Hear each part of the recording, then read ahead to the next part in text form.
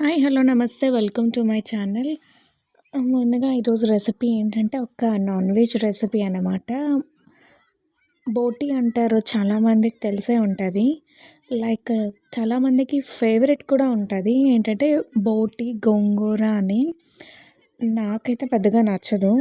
నేనైతే అస్సల టచ్ కూడా చేయను. మా మమ్మీ ఫేవరెట్ అనమాట. ఆల్రెడీ షార్ట్ వీడియోలో కూడా చెప్పాను. మా మమ్మీకి ఇదంటే చాలా ఫేవరెట్ అని. ఇది తెలుసు కదా! గోట్‌లోని అదే గొర్రెపోతు అంటాం కదా! గొర్రెపోతు దానిలో ఉండేదనమాట. అది వన్ ఆఫ్ ద పార్ట్. దీనికేంటంటే చాలా హిస్టరీ ఉంటది. ఎందుకంటే చాలా నీట్‌గా క్లీన్ చేయాలి. క్లీన్ చేయకపోతే స్మెల్ వస్తది అంటారు. దీనికి చాలా ప్రొసీజర్ కూడా ఉంటది.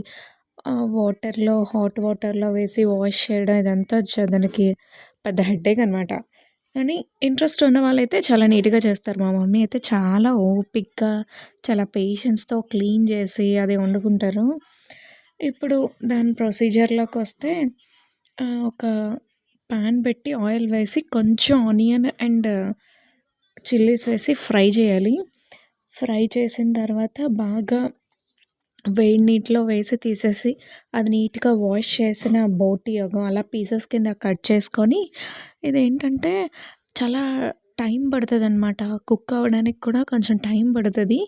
మనం ఇలా పాన్‌లో చేసుకోవచ్చు. లేదంటే డైరెక్ట్‌గా అదంతా ఇదంతా బాగా ఫ్రై ఇవన్నీ మసాలాస్ ఇవన్నీ వేసిన తర్వాత కుక్కర్‌లో కూడా పెట్టేయొచ్చు. అది అంటే మనం తెచ్చుకున్న దాన్ని బట్టి ఉంటదనమాట. సో, అది వేసి ఆయిల్‌లో బాగా ఫ్రై అవ్వనివ్వాలి. ఫ్రై ఆయిల్‌లోనే కొంచెం దీనికి ఆయిల్ కొంచెం ఒక 1 స్పూన్ ఎక్కువగానే పడతది నార్మల్ కర్రీస్ కన్నా. అండ్ ఇదేంటంటే అలాగా కలుపుతూ ఫ్రై చేస్తూ ఉండాలి మాడిపోకుండా. ఈ ఆనియన్, పచ్చిమిర్చితో పాటు ఇది కూడా అలాగా ఫ్రై అవుతున్నప్పుడు ఇంకో పక్క ఏంటంటే మసాలా రెడీ చేసుకోవాలి.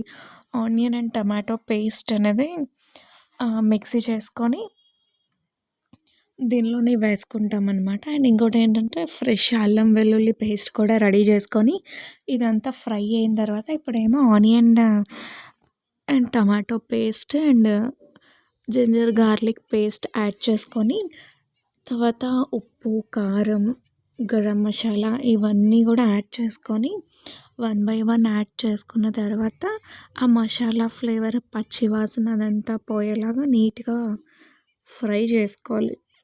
ఫ్రై చేసుకున్న తర్వాత ఏంటంటే మసాలా అంతా దానికి పడతది. దీనిలో ఏంటంటే చాలామంది గోంగూర వేసి వండుకుంటారు. లేదు అంటే పాలు కూడా యాడ్ చేసుకుంటారు. ఒక్కొక్కళ్ళు ఒక్కొక్క స్టైల్‌లో చేస్తారు.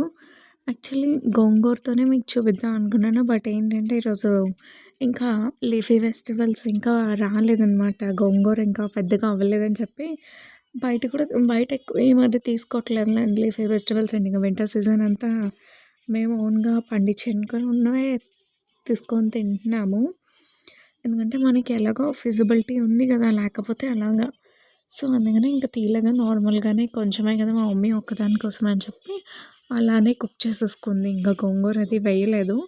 ఇన్‌కేస్ ఎప్పుడైనా గోంగూర వేయలేనప్పుడు ఏంటంటే బోటీ కోసం డెఫినెట్‌గా పాలనేది యాడ్ చేసుకోవాలి. కొంచెం ఒక హాఫ్ గ్లాస్ వరకు పాలు యాడ్ చేసుకుంటేనే దాని టేస్ట్ లేదంటే దాని టేస్ట్ బాగోదంట.